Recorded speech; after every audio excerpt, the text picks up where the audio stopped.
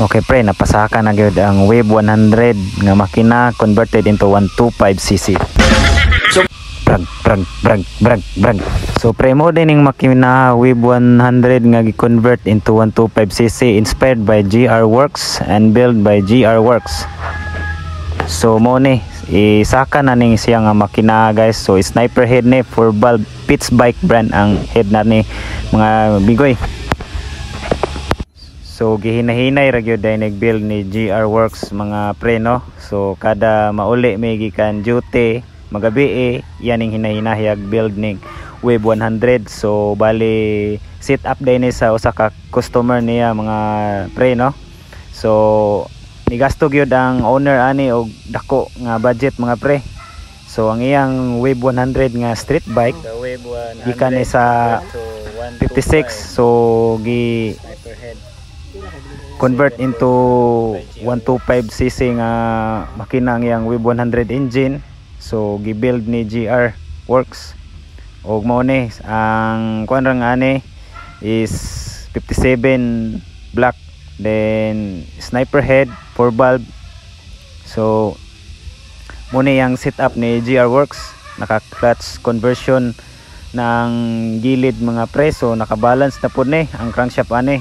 So taas pod nga adlaw ang ilang preparaan sa pag-machine shop. Then ang owner gyud ang naglakaw ani nga mga piyesa ani mga pre no.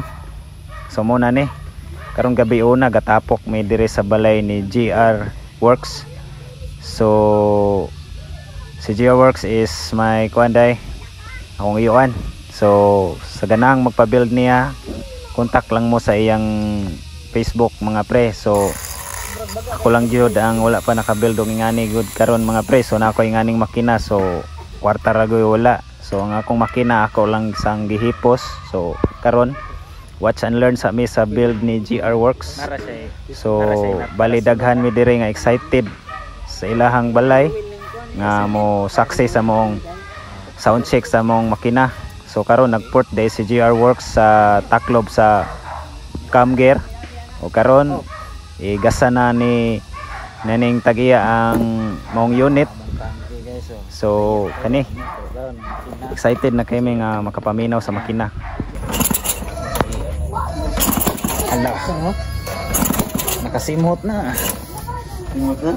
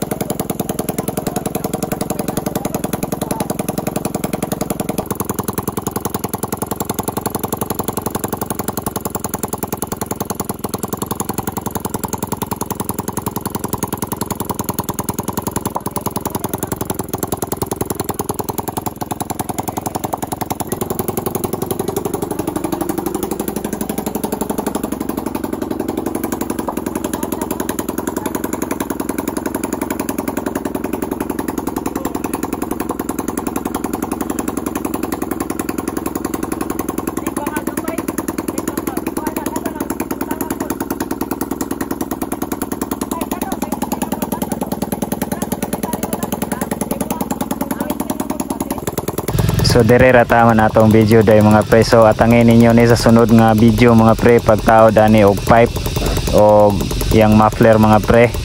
Atong tanaw ng iyang second sound check. So mo ni mga build ni GR Works natong mga niagi mga pre nga mga build 125 ubay-ubay na nga 4 valve yang na build mga pre. So mo ni ang among mga tropa. So mo ni si GR Works, o message lang mo sa iyang account kung ganang mo magpa-build.